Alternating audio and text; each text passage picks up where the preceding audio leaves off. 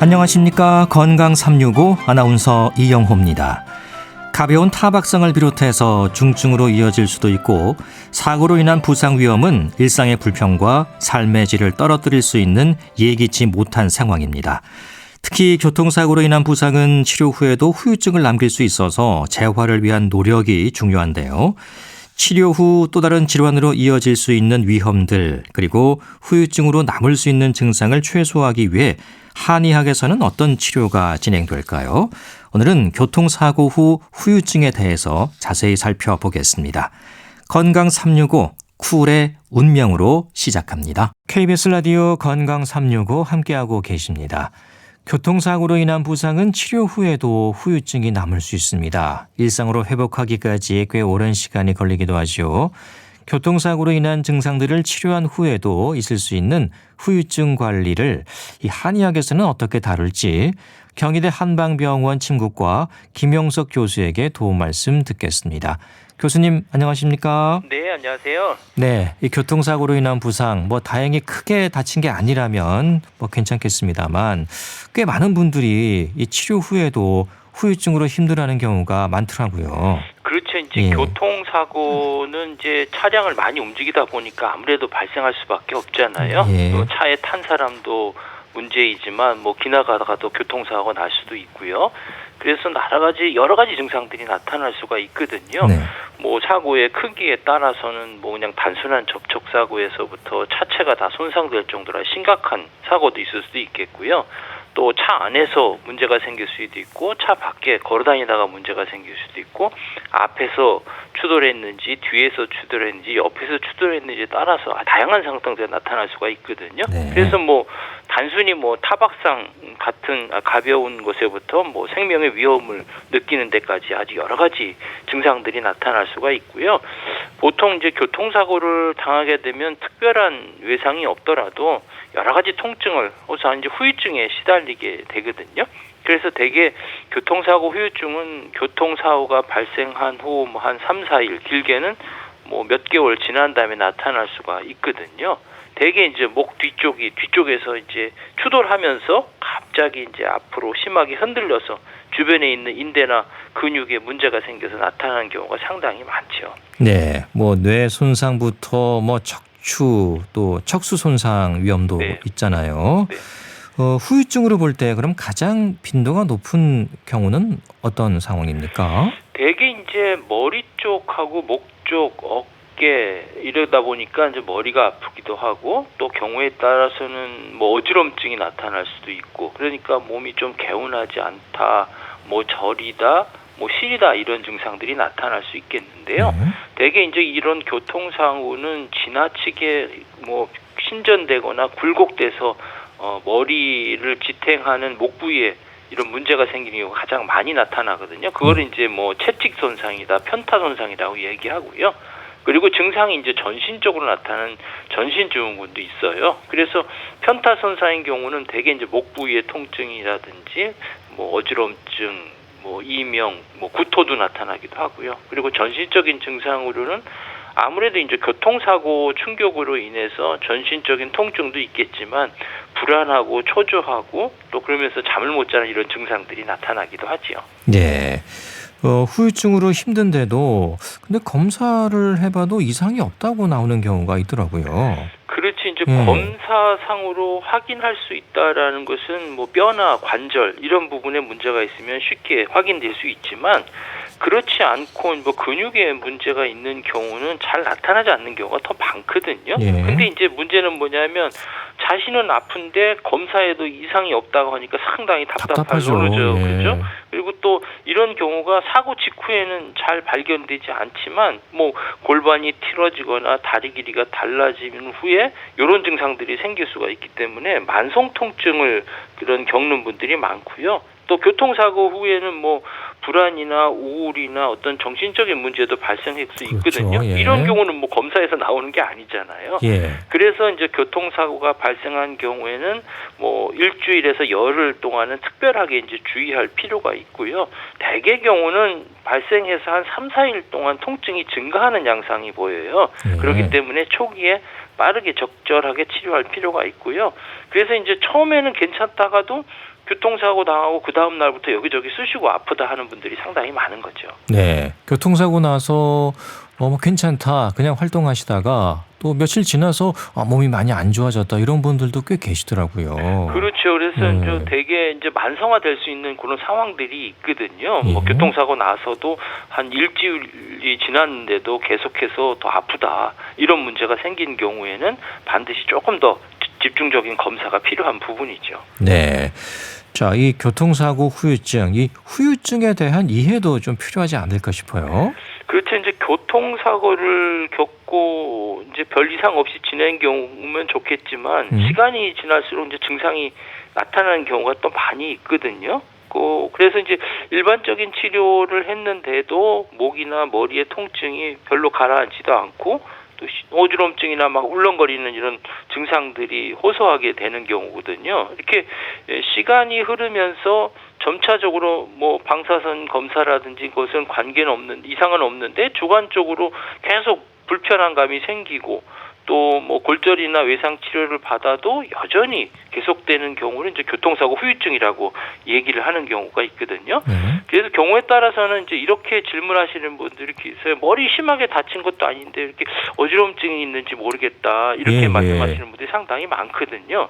그럼 왜 그러냐면 이제 뒤통수 이제 발의 아래에 이제 후두하 근육이라는 게 있거든요. 그게 우리 몸의 위치나 균형에 대한 어떤 고유 감각을 뇌로 전달하고 눈과 귀에 오는 정보들을 결합해서 자세를 조절하는데 여기에 문제가 생기기 때문에 이런 어지러움증이 생길 수가 있고요. 네. 그래서 이제 교통사고가 발생할 경우는 이제 우리가 이제 만성화되고 후유증이 남지 않기 위해서는 이제 골든타임이라는 게 있어요. 이것도 대개 보면 한 3개월 정도 되거든요. 네. 이게 3개월 정도 지나면 만성으로 되고 이런 통증 부위에 전신에서 뭐 통증에 민감해지는 이런 현상들이 생기거든요. 그때 통증이 쉽게 느껴지기 때문에 뭐 손상된 부위가 더 아프고 다치지 않는 부위도 통증을 잘 느끼기 때문에 잘못하면 이제 꾀병이라고 오해를 받을 수가 있는 거죠. 예. 어혈로도 설명되던데요. 이건 어떤 의미일까요? 한의학에서는 대개 이제 이런 경우를 어혈이라고 하는데요. 예.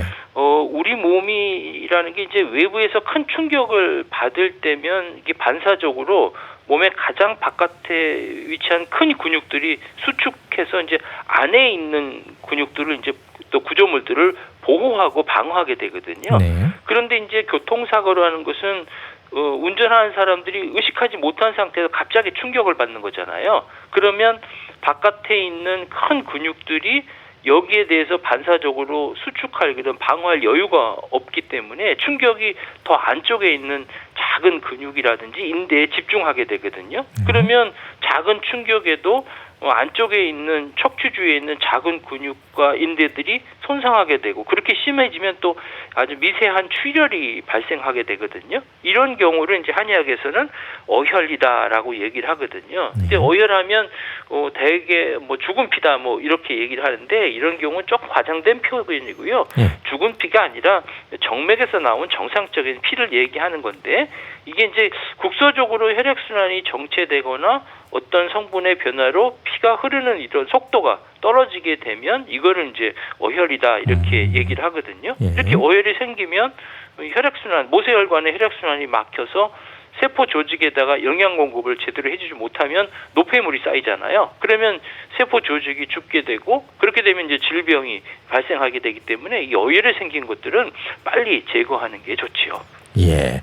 요즘은 이제 한방 치료로도 교통사고 치료를 받는 분들이 많이 계시더라고요. 그 환자들이 주로 그 후유증에 대한 증상 뭐 어떻게 표현을 많이 하시나요? 교통사고로 이제 한방 치료받는 분들이 상당히 많지요. 그렇죠. 뭐 급성적인 경우 뭐 골절이 있거나 뭐 뇌출혈이 있거나 내장 파열이 있거나 뭐 이런 경우는 수술적인 요법이니까 의과에서 치료를 하고요. 그다음 그런 후에 어떤 회복기 상태라든지 초기의 증상들일 경우는 이제 한방 치료를 받는 분들이 상당히 많은데요. 대개 이제 교통사고로 내원하시는 분들은 목과 어깨 통증을 호소하는 분들이 상당히 많거든요. 이건 뭐 아무래도 교통사고 때문에 나타나는 현상이라고 볼 수 있고요. 또 이제 목 뒤가 뒤로 젖혀준 후인 다음에 앞으로 이렇게 쏠리는 그래서 몸을 이렇게 따라잡으려는 듯한 이런 반동으로 앞으로 숙여지게 되기 때문에 그 이후에 이런 목이나 어깨 이런 부위에 상당히 통증이 생기고요. 마치 이게 채찍 휘두르는 것처럼 이렇게 나타나는 현상이라고 볼 수가 있거든요. 예. 그래서 목이라든지 어깨라든지 머리라든지 전신적인 통증이 생기기도 하고 또 힘이 빠지기도 하고 또 어떤 분들 같은 경우는 귀가 잘 안 들리고 이명도 나타나는 분도 있고 어지럼증이 나타나는 분들이 바로 이제 이런 부분에 나타날 수가 있겠고요. 또 이제 목을 돌릴 때 막 소리가 난다 이런 분도 계시고 잠을 못 자겠다, 기억력이 좀 떨어졌다, 피곤하다, 감정이 막 왔다 갔다 한다 이런 것 이렇게 호소하시는 분들도 상당히 많지요. 네, 증상이 정말 다양하게 나타나는 네네. 거군요. 예, 그냥 외상으로 인한 건 충분히 이해할 수 있는데 피로감이나 무력감, 또 두통, 불안감과 같은 증상으로 이어지는 이유는 어디에 있을까요? 대개 이제 교통사고가 생기면 이제 통증만 생각하게 그렇죠. 되는데요. 예. 통증으로 인하게 되면 많이 긴장이 되잖아요. 네. 몸이 불편하니까 쉽게 말해 신경이 온통 아픈 데만 쏘이다 보면 쉽게 피로감을 느낄 수밖에 없고요. 또 아프니까 일정한 운동을 못하고 활동을 못하니까 힘이 좀 빠지는 현상도 생기고 또 이런 병 때문에 이런 근육이 뭉쳐갖고 머리가 아픈 이런 현상도 생길 수 있거든요. 근데 이제 이런 교통사고 후유증은 어떤 신체적인 증상들 예를 들면 통증이나 이런 것들 외에도 정신적인 어떤 스트레스가 강해지기 때문에 우울증이나 불면증 또는 불안 장애 같은 이런 정신적인 후유증이 동반하기도 있어요. 그래서 이런 경우는 우리 흔히 이제 외상 후 스트레스 장애라고 얘기를 하거든요. 네. 이러면 이제 운전하는 게 두렵죠, 아무래도. 그렇죠. 그러면 자꾸 불안하고 잠 못 자고 잠을 자려고 그러면 그때 그 장면이 생각나기도 하고 막 그렇거든요. 그래서 해외 연구에 보면 교통사고를 당한 사람들의 한 13에서 21%가 이제 급성 스트레스 장애들을 호소한다고 이렇게 알려져 있고요. 네. 그 중에 한 60에서 한 70% 이상 정도가 외상 후 스트레스 장애로 진행한다는 이런 보고도 있습니다. 네, 외상 후 스트레스 장애. 심하신 분들은 운전대를 다시 못 잡겠다라고 하시는 분들도 계시더라고요. 예. 그렇죠. 그때 그 생각이 자꾸 생각나는 그러니까요. 거죠. 네. 예. 자, 이 고통사고 후유증에 시달리는 분들 힘들어하는 얘기 많이 하실 텐데 주로 어떤 일이 가장 힘들다 이런 얘기 하시나요? 환자분들이 자기는 아파 죽겠는데 검사상 이상 없다라고 하는 그게 제일 것을 가장 답답하죠. 예. 답답한 것이라고 얘기를 하고요. 그리고 또 어떤 분들은 이런 분들도 있어요. 자신은 여태까지 잘못한 게 없는데 왜 나한테 이런 일이 있습니까? 하고 이렇게 자신을 한탄하는 이런 약간의 분도 우울감일 수도 있겠네요. 그렇죠. 예. 그렇죠. 근데 또 이런 교통사고가 생기게 되면 생업이 못 하잖아요. 맞습니다. 그럼 생계 문제 때문에 어떡하나 이렇게 걱정하시는 분도 상당히 있고요. 또 아무래도 교통사고는 본인의 어떤 통증이나 이런 것들을 회복하는 것도 한편이지만 또 보상받는 것도 상당히 문제가 될 수 있는 부분이거든요. 네. 그래서 아주 여러 가지로 호소하시는 분들이 많고요. 아무래도 가장 힘들어 하시는 것은 외상 후 스트레스 장애 때문에 그런 것이죠. 예. 교통사고로 인한 악몽 또 헛것이 보이고 이런 현상도 볼 수 있고요. 예. 자꾸 이제 부정적인 생각들이 들고 그러니까 대인 관계도 좀 기피하게 되고 또 이런 상태가 한번 생기면 쉽게 놀라고 또 화나는 이런 현상들이 생길 수가 있지요. 네, 교통사고로 인한 통증도 힘들지만 보험 처리부터 해서 합의 문제 이런 것들도 그렇죠. 많은 스트레스로 많죠. 오거든요. 네. 예, 그런 부분들도 챙겨봐야겠습니다.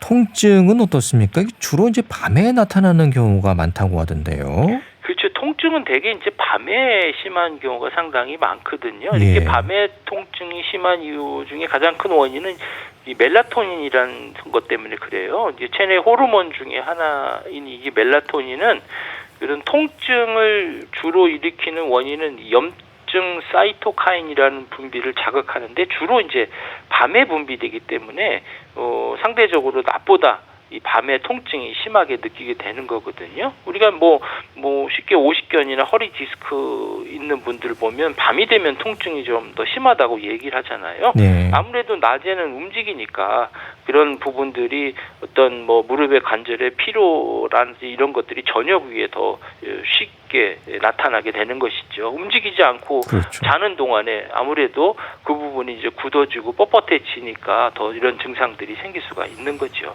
네, 그래서 더 힘들어 하시는 것 같습니다. 이 교통사고 후유증, 그럼 치료는 어떤 부분에 중점을 둘까요? 아무래도 이제 교통사고 상해 증후군이라고 하는 그 한의 임상진료 지침이 있는데요. 네. 거기에 보면 교통사고 상해 증후군은 한의학에서는 뭐 타박상이나 뭐 어혈, 뭐 혈결, 뭐 이런 범주에서 보고 있거든요. 특히 이제 편타 손상이 일어나서 목 부위의 통증이나 움직임의 어떤 불편함이 있을 때는 뭐 경황통, 또 뭐 허리에는 어혈 요통 이렇게 분류해서 치료하고 있는데요.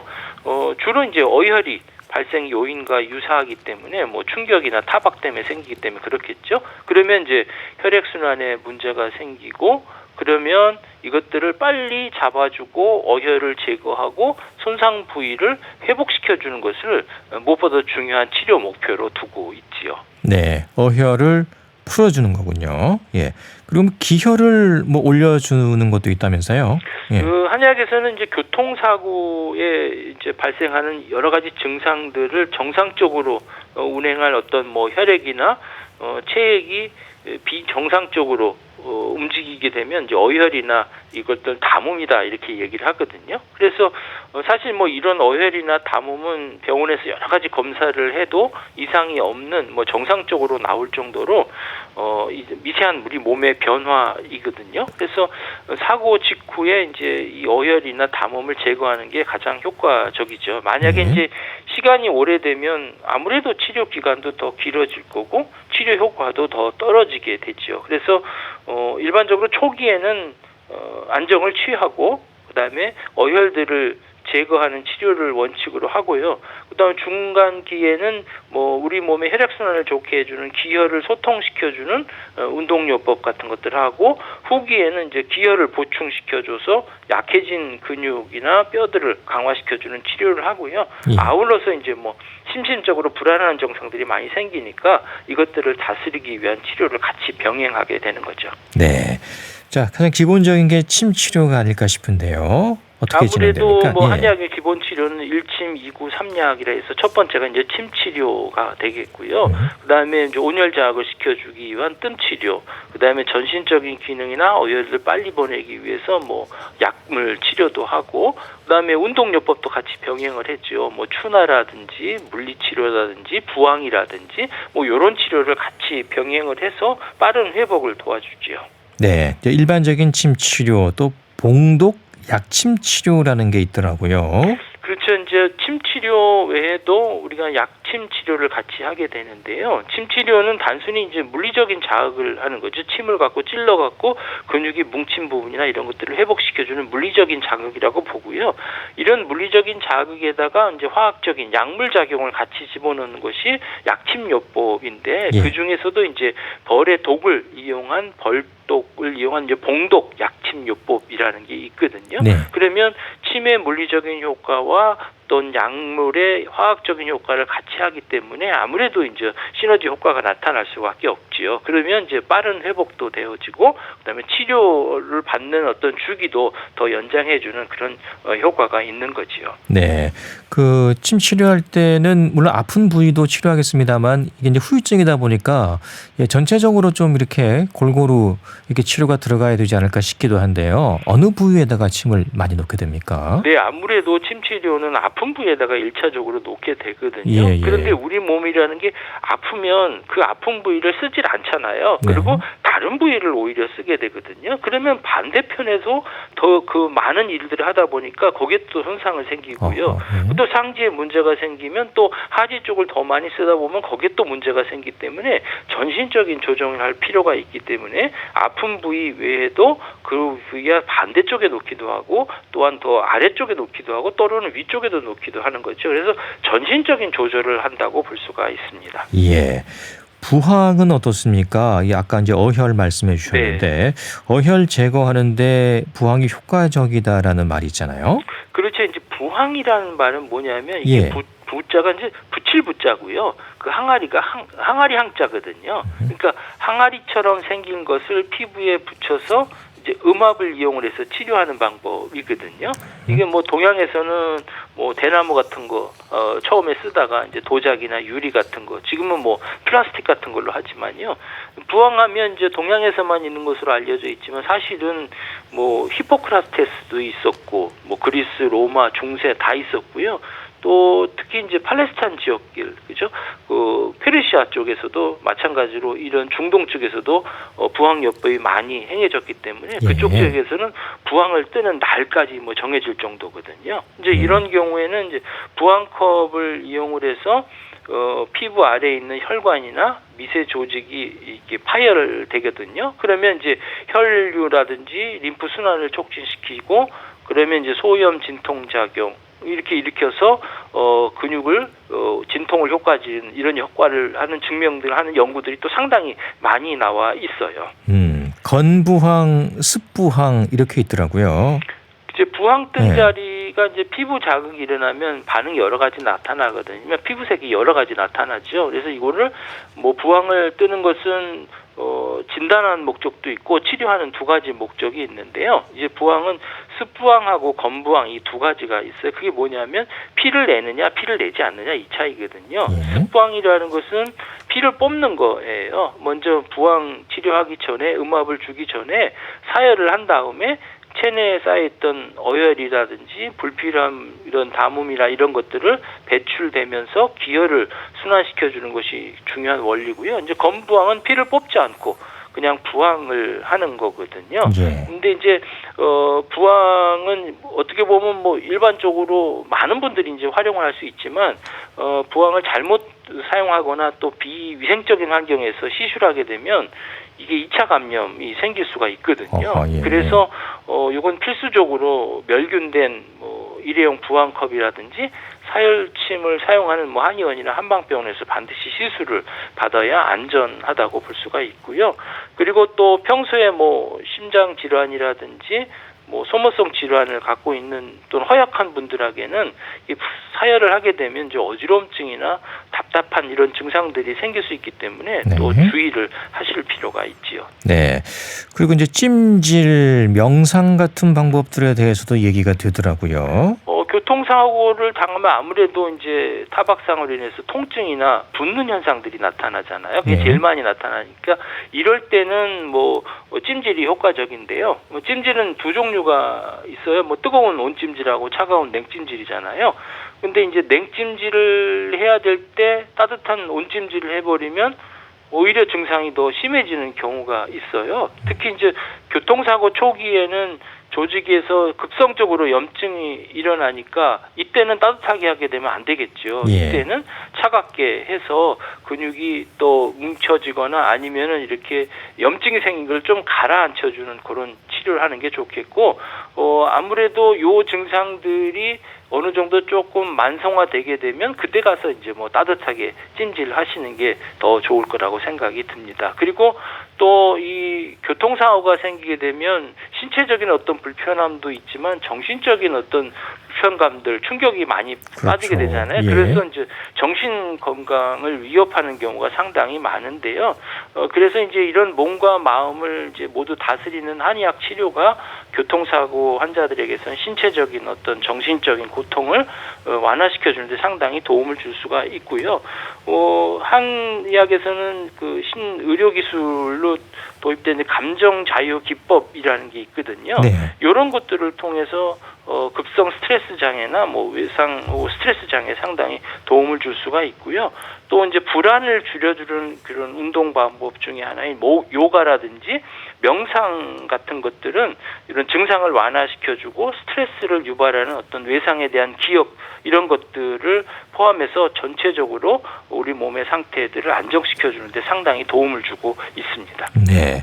또 재활 치료도 중요할 텐데요. 그러니까 운동법을 얘기하는 거죠. 뭐 치료를 통해서 통증이 완화되면 뭐 바로 치료를 멈추거나 대부분 또 관리가 소홀해지는 경우가 많이 있거든요. 네. 근데 교통사고 이런 건 통증이 사라졌다고 해서 완전히 치료됐다고 볼 수는 없어요. 그러니까 치료의 시작이 통증을 완화시키는 것이라면 치료의 마무리는 기능을 회복시켜 주는데 그 기능을 회복시켜 주는 것이 바로 뭐 교통사고 재활이라고 볼 수 있고요. 또한 뭐 사고로 인한 심리적인 두려움 이런 것들을 해소시켜서 어떻게든지 일상생활로 빨리 돌아갈 수 있도록 돕는 치료가 바로 이제 재활 치료라고 볼 수 있는데요. 보통 발생한 다음에 1개월 이내 급성기부터 환자 상태에 맞춰서 재활 치료를 시작하고요. 경미한 경우는 3개월에서 6개월 정도, 또 중증 장애일 경우는 1년 이상 재활을 계속 받으실 필요가 있는 거지요. 예. 자, 오늘 교통사고 후유증에 대한 도움 말씀 들어봤습니다. 감사합니다. 네, 감사합니다. 경희대 한방병원 침구과 김용석 교수와 함께했습니다. KBS 라디오 건강 365 함께하고 계십니다. 클린트 홈즈의 Playground in My Mind 듣고 계속 이어갑니다. KBS 라디오 건강 365 함께하고 계십니다. 주말의 건강 책 정보 북컬럼니스트 홍순철 씨 함께하겠습니다. 어서 오십시오. 네, 안녕하세요. 네, 자 오늘 가지고 오신 책 제목이요. 질병 해방입니다. 예, 질병에서 해방되면 얼마나 좋겠습니까? 그렇죠. 예, 그런 좋아해도 될 만한 내용입니까? 그렇습니다. 앞으로 그런 시대가 올 수도 있다라는 청사진을 제시하는 책인데요. 예. 현대 의학의 눈부신 발전 덕분에 인간의 기대 수명이 사실 그 어느 때보다 더 길어지고 있습니다. 네. 반면에 노화와 만성 질환 때문에 이 길어진 인생의 마지막 한 10년 정도를 정말 불행하고 고통스럽게 살다가 돌아가시는 분들도 많이 있는데요. 그렇습니다. 그리고 어떻게 보면 이런 삶이 당연하지. 그렇게 인생의 말년은 늘 불행하고 고통스럽지라고 생각하는 운명으로 받아들이는 분들도 많이 있습니다. 네. 그런데 이 책은 과연 오래도록 건강하게 그리고 마지막 순간까지 아프지 않고 행복하게 사는 방법은 없는 걸까라고 묻고 있는 거죠. 저자는 오래 사는 것, 장수는 두 가지로 이루어진다라고 이야기를 해요. 첫 번째가 얼마나 오래 사는가. 이게 우리가 실제 수명이라고 이야기를 하죠. 네. 생물학적인 수명입니다. 그래서 70세, 80세까지 살았다 이런 이야기를 하고 있고요. 마찬가지로 중요한 두 번째 요소가 있는데 얼마나 잘 살아가는가. 삶의 질입니다. 이걸 우리가 요즘에 건강수명이라고 부르고 있는데요. 네. 오늘 소개해드리는 책이 질병 해방이라고 하는 책인데 이 책을 쓰신 분은 스탠포드 대학교 의대 의학 박사이면서 세계적인 장수 의학의 권위자입니다. 그리고 노화와 만성 질환의 전문가인데요. 피터 아티아 박사는 노화 그리고 장수에 대한 기존의 편견을 책을 통해서 깨부수고 있습니다. 치매, 암, 당뇨, 심장, 현대인들을 괴롭히고 있는 만성 질환들인데 그리고 이것뿐만이 아니고 나이 들면서 자연스럽게 찾아오는 노화 이건 늦출 수 있다. 막을 수 있다. 심지어 되돌릴 수 있다라고까지 이야기를 해요. 예. 그러면서 10년에서 수십 년 더 젊고 건강하게 살 수 있다라고 이야기하는데 그러기 위해서 이제는 의학의 패러다임을 바꿔야 할 때가 됐다라고 설명하고 있습니다. 예.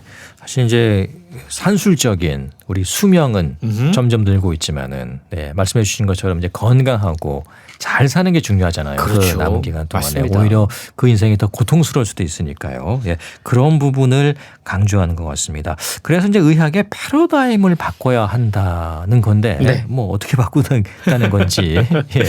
저자는요. 예. 기존 지금까지의 현대 의학을 의학 2.0이다라고 이야기를 해요. 2.0 이제 버전을 얘기하는 그렇죠. 것 같아요. 버전입니다. 예. 이 2.0 버전은 질병을 진단하고 나서 사후에 대처하는 겁니다. 이런 접근법에 지금 현대 의학이 의존하고 있다는 거죠. 네. 저자는 이러한 접근법에서 벗어나야 한다라고 주장하고 있는 건데요. 대신에 진단이 아니라 병이 걸리기 전에 최대한 일찍 예방에 나서는 사전 대응 의학을 이야기합니다. 예. 이게 바로 저자가 이야기하는 의학 3.0 버전이라는 건데요. 업그레이드를 해야 된다는 거죠. 그렇습니다. 현대인들을 죽음에 이르게 하는 만성 질환들, 이건 중년이 아니라 10대, 20대, 30대 때 이미 시작되기 때문에 예. 진작부터 우리가 사전에 대응해야 된다라고 이야기를 하고 있는 건데요. 뿐만 아니고 모든 사람들에게 똑같이 적용되고 있는 표준 지침. 예를 들어서 어떤 병에는 어떤 약을 먹어야 하고 몇 세 때는 뭐를 얼마나 먹어야 하고 이런 것들을 버려야 하고 이젠 개인에게 맞춰서 정밀 의학을 통해서 사람들에게 새로운 처방들을 해야 된다라고 이야기를 하고 있는데요. 예. 왜냐하면 사람들은 저마다 독특하고 동일한 문제와 특성을 지닌 사람이 아무도 없기 때문이라는 거죠. 어떤 증상이 사람에게서 나타난 이유가 다 다를 수 있다라는 건데요. 디아 박사는 과학적으로 엄밀히 검증된 운동요법, 영양, 식단이죠. 네. 수면, 정서 건강을 최적화하는 방법, 그리고 외인성 분자라고 최근 이야기를 하고 있는데 약이라든가 호르몬이라든가 영양제 이런 것들을 어떻게 쓸 것인지 모두 5가지 관점에서 의학 3.0의 세계를 소개를 해주고 있는데요. 네. 단지 그냥 오래 사는 것을 넘어서 더 젊고 활기차게 건강하게 사는 법을 일깨워주고 있습니다. 질병 해방이란 책의 제목으로 소개를 해드렸는데 네. 이 책의 원서 제목이 Outlive예요. 이게 더 오래 살다라는 영어 단어인데요. 예, 예. 더 건강하게 오래 사는 것에 대한 사람들의 관심이 높아지고 그리고 질병 치료에만 급급하면서 만성 질환에 대한 제대로 된 해결책을 내놓지 못하고 있는 이 기존 의학에 대한 불만이 지금 높아지고 있거든요. 예. 그런 상황에서 이 책이 출간돼서 지금 전 세계적으로 큰 인기를 얻고 있는 겁니다. 그렇군요. 우리나라에서뿐만이 아니고 전 그렇습니다. 세계적으로 지금 미국에서 이미 이 책이 지금 150만 부 이상 팔렸다고 그러고요. 뭐 독일, 프랑스 전 세계에서 번역돼서 출간이 됐는데 최근에 우리나라에서도 번역돼서 번역됐고. 사람들에게 읽히고 있는 겁니다. 예. 그러니까 예방을 위한 사전 대응 의학으로 전환해야 된다. 이게 요점인 것 같습니다. 그렇습니다. 책의 원래 제목은 Outlive, 더 오래 산다. 이런 의미를 담고 있고요. 저자가 이제 의사하신 거죠. 그렇습니다. 예. 독특한 이력을 갖고 있어요. 피터 아티아 박사는 스탠포드 대학교 의대를 졸업하고 존스 홉킨스 병원에서 올해의 레지던트로 선정되는 그야말로 앞날이 창창한 일반 외과 전공의였습니다. 예. 암을 연구하고 암 수술을 공부하던 사람이었어요. 근데 현재는 다시 의료 현장으로 돌아왔는데 한때 의료계를 떠나 있었습니다. 그래요. 그래서 컨설팅 회사에 취직하는 우여곡절을 겪었는데 분명한 이유가 있었다고 그래요. 네. 왜냐하면 현대의학, 그러니까 앞서 얘기했던 2.0의 버전, 여기에 절망하고 실망했기 때문입니다. 저자의 지적에 따르면 현대의학은 부상이나 어떤 사고나 갑작스러운 감염병이나 어떤 급성 질환에는 뛰어난 효과를 발휘하고 있습니다. 예. 그런데 오늘날 사람들이 사망하는 가장 주된 원인들을 한번 보자. 치매, 암, 심장병, 당뇨병, 주로 만성 질환들이라는 거죠. 예. 그런데 이 문제에 대한 지금 적절한 해결책을 현대의학이 내놓지 못하고 있다는 겁니다. 그동안 주류 의학은 이 만성질환 문제를 해결하기 위해서 뭐 암과의 전쟁을 선포하기도 하고 상당히 많은 돈과 인력을 쏟아부었지만 저자가 진단하기에 성과는 미미하기 그지없고 여전히 병들고 쇠약한 채로 병원에서 목숨만 연명하는 사람들이 너무나 많이 있다. 예. 이런 한계에 직면해 있다는 것을 깨닫고 불만을 가지고 의료계 현장을 떠났던 겁니다. 예. 그리고 결국은 다시 돌아와서 자신이 주창하는 의료 3.0 새로운 버전을 지금 치료 현장에 도입하고 그걸 확산시키고 있다는 건데요. 만성 질환에 대한 새로운 해법을 찾아야 한다라고 이야기를 하고 있다는 거죠. 예. 저자는요. 만성 질환들이 사실은 아주 오래 전부터 징후가 시작된다. 보이지 않게 누적되다가 병으로 발현되고 진단이 내려지면 이미 늦은 경우가 대부분이다라고 이야기를 해요. 예. 그렇기 때문에 최대한 일찍부터 예방하고 대처에 나서는 사전 대응 의학 3.0 버전인데요.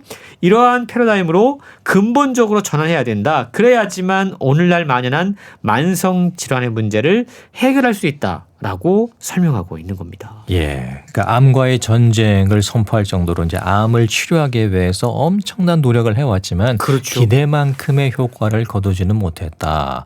따라서 사전에 차단해야 된다. 그게 맞습니다. 이제 만성 질환이라는 거잖아요. 그러니까 10대부터 미리 이제 관리를 해야 된다. 이게 주 요점인 것 같습니다. 이제 그런 부분들을 사전 대응 의학으로 가능하다는 거죠. 그렇습니다. 1900년대의 인간의 기대 수명이 얼마였는지 혹시 짐작이 되십니까? 1900년이요. 예. 1900년 기대 수명. 예. 50세 정도. 50세밖에 안 됐습니까? 예. 저는 한 60세는 되지 않을까 봤는데 네. 그 정도도 안 됐군요. 맞습니다. 예. 당시 대다수는요. 예. 여러 가지 사고, 부상, 감염 같은 빠른 원인으로 죽음을 맞이할 확률이 높았다고 그래요. 책에 따르면 빠른 죽음 이후에 느린 죽음이 찾아왔다라고 이야기합니다. 아마 이 책 소개를 듣고 있는 분들은 대부분 70대나 80대 이후에 사망하게 될 거고요. 거의 다 느린 원인으로 사망할 것이다라고 예상할 수가 있습니다. 예를 들어서 뭐 베이스 점프라던가 뭐 모터사이클이라던가 아니면 문자 메시지 보내면서 운전하기라던가 극도의 위험한 걸 하지 않는 이상 사실은 우리가 사망하게 되는 주요 원인은 아마 심장병, 암, 치매나 알츠하이머 같은 신경퇴행성 질환, 제2당뇨병, 대사기능 이렇게 4가지 원인으로 사망할 가능성이 높다라는 거죠. 실제 현대인들의 사망 원인을 분석하면 그러한데요. 그렇기 때문에 더 건강하게 오래 살기 원한다면 이 4가지 느린 죽음의 원인을 이해하고 직시해야 된다는 거죠. 네. 저자는 우리가 더 이상 인생이란 배의 승객이 아니고 선장이 돼야 된다라고 이야기합니다. 그래서 느린 죽음의 원인이 나타날 때까지 그냥 계속 수동적으로 기다릴 것이 아니라 보다 적극적이고 능동적으로 사전에 병의 싹을 자르는 일에 나서야 한다. 이것이 만성질환 시대를 사는 우리의 올바른 자세다라고 강조하고 있는 겁니다. 예. 만성 질환 시대를 사는 우리 현실에서 이런 느린 죽음의 원인을 잘 알고 이해하고 직시해야 된다는 거잖아요. 그렇습니다. 예. 자, 그럼 뭐부터 알아야 됩니까? 암 이야기를 한번 해볼까요? 암. 1971년에 예. 미국의 닉슨 대통령이 암과의 전쟁을 선포하게 됩니다. 예. 이때 사람들은요, 암이 5년 이내에 그러니까 미국이 건국 200주년이 되기 전에 완치될 것이다라는 희망을 갖고 있었다고 암을 그래요. 정복할 것이다. 그렇습니다. 이런 얘기 있었죠. 당시 미 국립암연구소를 통해서 1천억 달러가 넘는 연구비가 투입되고 민간 기업과 자선단체가 수십억 달러를 쏟아 부었습니다. 그런데 여전히 암은 미국에서 심장병 다음으로 2번째 사망 원인입니다. 불행하게도 암과의 전쟁을 펼친 지 5년이 아니라 50년이 훨씬 지났는데 지금도 어떠한 단일 완치법이 나올 가능성은 없어 보입니다. 왜 그럴까? 암을 이해할 필요가 있는데요. 암이 이토록 치명적인 이유는 암이 어떻게 시작되고 왜 퍼지는지를 여전히 잘 모르기 때문이다라고 책은 지적하고 있습니다. 예. 암 사망의 대부분이요. 바로 전이성 암 때문이라고 그럽니다. 그래서 암 사망률을 대폭 줄이려면 전이성 암을 예방하고 검출하고 치료하는 일을 더 잘해야 된다는 거죠. 그래서 요즘 전이성 암의 치료에 모든 노력을 기울이고 있지만 암이 전이 되면 대처 양성이 완전히 바뀌게 되는 어려움이 따른다고 그럽니다. 그럴 때 지금 현재로서는 화학요법으로 대응하고 있는데요. 사실상 암세포는 쉽게 죽일 수 있다고 그래요. 근데 문제는 이 화학요법의 치료에 사용되는 독극물이 모든 정상세포들까지 함께 죽이기 때문이라는 거죠. 예. 그래서 사후에 대처하면 정상세포까지 죽이는 그런 우를 범할 수밖에 없다라는 겁니다. 네. 그러니까 가장 좋은 건 사전에 미리 알고 대응해야 된다. 그렇습니다. 예, 또 나타나지 않게끔 건강 관리를 잘하면 또 이게 암이 안 생길 수도 그렇습니다. 있는 거니까요. 예. 그렇다면 암이 걸리는 원인을 한번 찾아봐야 되지 않습니까? 그렇죠. 미국 암협회는 비만이, 비만. 과체중이 암 발병 위험을 높이는 위험 요인이다라고 지적한다고 그럽니다. 세계적으로 볼 때 암 환자의 약 12에서 13%는 비만에서 비롯된다라고 알려져 있는데요. 비만은 췌장암, 식도암, 콩팥암, 난소암, 유방암, 다발골수종 13가지 암과 상당히 강한 연관성을 보인다고 그래요. 저자가 암 치료 전문가거든요. 예. 또한 고도 비만일 때 모든 암의 총 사망 위험이 남성이 52%, 여성이 62%가 증가한다고 그럽니다. 특히 우리의 내장 지방, 이 얘기 참 많이 하는데 내장 지방이 축적돼서 생기는 비만, 이게 염증을 촉진한다고 그럽니다. 죽어가는 지방세포가 다양한 염증성 사이토카인을 혈액으로 분비하기 때문에 더욱더 문제가 심각해지는 건데요. 이 만성 염증이 세포를 발암성으로 유도할 수 있는 환경을 조성하는 데 기여하게 되는 거죠. 그래서 항암의 첫 번째 원칙이 암에 걸리지 마라 라고 네. 한다면 저자는 두 번째 법칙은 최대한 빨리 잡아라. 조기 검진 같은 거겠죠. 그렇습니다. 조기 치료. 예. 그래서 암이 진행돼서 치료를 회피할 수 있는 돌연변이가 생기기를 기다리는 것보다 돌연변이가 적을 때, 더 작을 때 종양을 찾아서 치료하는 편이 훨씬 더 쉽다라는 걸 기억해야 된다는 건데요. 암을 조기에 잡을 수 있는 유일한 방법은 현재까지는 적극적인 검진뿐이다 라고 예. 설명하고 있습니다. 예. 우리나라도 지금 뭐 검진이 예전보다 훨씬 더 활성화되어 있잖아요. 그렇습니다. 뭐 의무적으로 해야 되는 부분도 있고요. 예. 그게 분명히 미리 잡아내면서 암을 이게 의학 발전에서도 굉장히 중요한 것 같습니다. 그렇습니다. 예. 자, 저자가 주장하는 의학 3.0 사전 대응 의학인데요. 가장 강조하는 부분이 예방과 조기 진단을 위한 적극적인 검진 이렇게 봐야겠네요. 그렇습니다. 예방하기 위해서 앞서 설명한 것처럼 암의 경우에는 비만이 생기지 않도록 해야 되고요. 예. 적극적으로 검진을 해야 됩니다. 특히 가족력이 있거나 뭔가 자신에게 이러한 질환이 생길 가능성이 있다라고 본인이 인지하고 있으면 보다 적극적으로 검진을 받아야 된다는 건데요. 그 외에도 저자는 의학 3.0을 보다 좀 구체화시킬 수 있는 다른 방법들이 있다라고 이야기합니다. 운동을 이야기하고 있는데요. 운동. 예. 운동이야말로 가장 강력한 장수를 위한 약이다. 가장 좋은 약이다. 라고 이야기를 해요. 예. 심지어 매주 운동을 전혀 하지 않다가 일주일에 그냥 90분만 운동을 해도 모든 원인에 따른 사망 위험을 14% 줄일 수 있다. 어허. 라고까지 이야기합니다. 그러니까 일주일에 90분이라도 운동하라는 거고요. 예. 이런 효과를 발휘할 수 있는 약물은 사실 아직까지 찾을 수 찾을 없다는 수가 거죠. 없죠. 예. 그렇기 때문에 최고의 약이 운동이라는 건데요. 저자는 특히 노화일수록 체력을 최적화하기 위한 3차원 운동법을 이야기하고 있는데 첫 번째가 심폐체력을 기르는 것, 두 번째가 근력을 기르는 것, 세 번째가 안정성이라고 그래요. 특히 근력 운동은 나이 들수록 중요하다고 그럽니다. 저자는 퇴직연금이다. 연금이다. 라고까지 설명하고 있는데요. 투자와 마찬가지로 근력 운동은 누적되기 때문에 혜택도 복리처럼 늘어날 수 있다고 그래요. 일찍부터 더 많이 저축할수록 근력 운동을 할수록 장기적으로 더 큰 혜택을 볼 수 있는 게 바로 근력 운동이라는 거죠.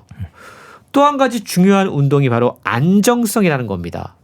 이것 역시 우리가 간과하고 있는 경우가 되게 많이 있는데요.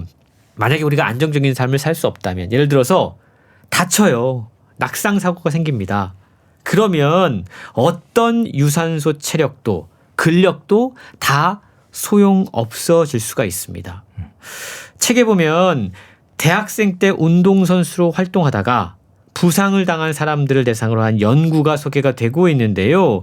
이분들의 삶을 추적해 보니까 중년 이후의 삶이 지속적으로 낮아졌다고 그럽니다. 왜 운동선수일수록 그래서 이 기대 수명이 자꾸 낮아지는 이유들이 바로 심한 부상을 당한 경우가 많이 있을 때 그런 것들이 특히 중장년 이후에 그렇죠. 건강에 안 좋은 영향을 미치기 때문이라는 건데요. 부상은 신체뿐만이 아니라 심리에도 오랜 기간 동안 계속 영향을 미치기 때문에 안정성을 유지하는 건 역시 상당히 중요하다라는 점을 기억해야 될 것 같습니다. 역시 최고의 약은 운동이다. 그렇습니다. 그리고 그 운동은 안정적으로 해야 된다. 이게 또 이 질병 해방에서 그토록 강조하는 내용이었습니다. 오늘 잘 들었습니다. 고맙습니다. 고맙습니다. 북칼럼니스트 홍순철 씨였습니다. KBS 라디오 건강 365 양수경의 사랑은 창밖의 빗물 같아요 들으면서 모두 마치겠습니다. 아나운서 이영호였습니다. 고맙습니다.